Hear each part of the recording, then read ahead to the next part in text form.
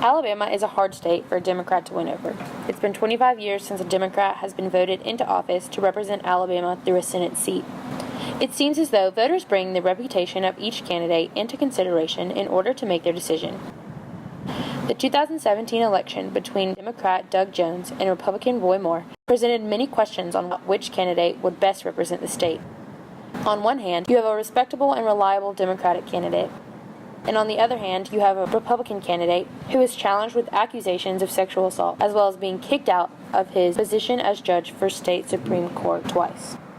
Prior to the election, we interviewed students of varying stances to detect what their opinion was going into the election. As much as I don't like saying it, I think that Alabama is just too conservative, and I think that even with sexual assault allegations and getting kicked out of a very qualified position twice, I still think Roy Moore is going to win, unfortunately. Yeah, I'd say Roy Moore, just because Alabama is, yes, a very conservative state, like Barbara said. And I think unless Roy Moore drops out, or if Doug Jones were to change his views and plans for handling abortion, or a write-in campaign for Strange, then I think Roy Moore will win, just because of how Alabama is. Roy Moore. Roy Moore. Doug Jones. We then proceeded to ask if the 8 women who accused Roy Moore of these sexual allegations are believable enough to affect voting decisions.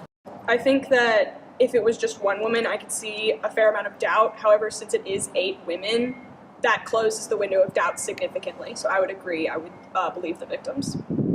I'd agree. I mean, I don't think we need to take any chances here. I mean, each of these stories are different from different varying degrees of seriousness, and each one must be looked at with each equal level of scrutiny.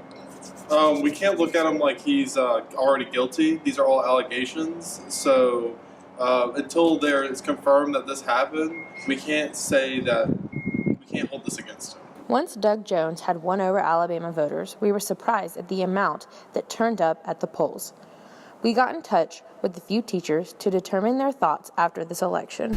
Voter turnout says that Roy Moore was not the Republicans' best choice. A lot of this comes to national politics, too. The fact that the National Republican Party intervened quite early in this campaign trying to choose who they wanted to run as their candidate. I think voter turnout says everything about this election.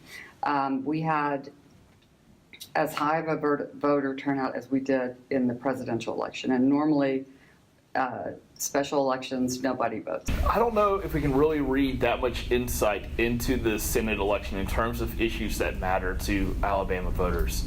What I think we really need to pay attention to, though, is that Doug Jones still wasn't able to make many inroads with evangelical Christians or even Catholic voters due to the perception of him being pro-choice.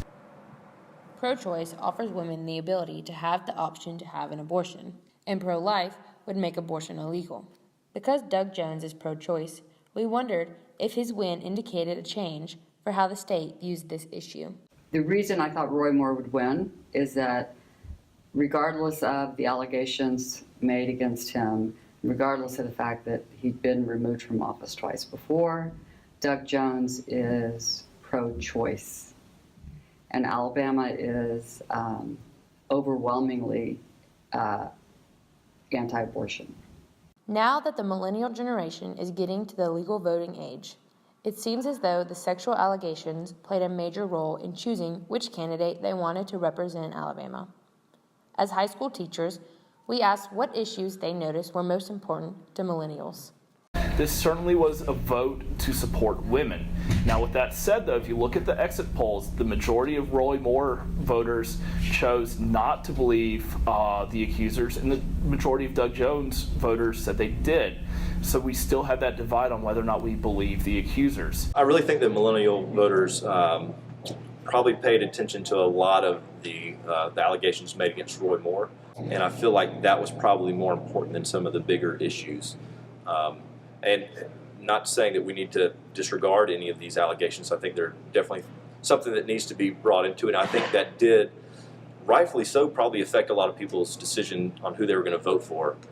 I think millennial voters are showing that there's a difference in the traditional evangelical voters from the Reagan generation. Reagan put together what became known as the Christian Coalition, which was really dictated by pro-life issues and what we called the culture wars of the 1990s, issues about gay marriage, gay rights. And I think we're moving past that. I think evangelical voters of today, of the millennial generation, those probably in their early 30s and younger, are more concerned about the broader scope of religious issues and are beginning to also interpret pro-life in a much larger magnitude. Besides saying anti-abortion, I think they're also saying throughout life people need to be supported. And I think the environment's playing a big role too. Younger evangelical voters are concerned that what they perceive as God's creation is being ruined. After these interviews, we determined that abortion and allegations of sexual misconduct are primary components in swinging voters' decisions. Based off this information, we got with Representative Joe Lovern to ask him questions about his political opinion on Alabama voters as a whole. I think there was that battle line for the conservative voter and someone that believed the accusers, believed there was something to that. I think they either went to the write-in candidate or stayed out. The voter turnout says that people are passionate in this state, that a lot of people feel like they haven't had a voice for some time. I don't believe the party line is that more important than moral behavior and the importance of those women that may have been violated. After getting public opinion and political opinion on this election, we've come to a result that the major swing issues for Alabama voters are abortion, whether it should be legal or not, the personal background of the candidates, and the amount of conservatism in Alabama.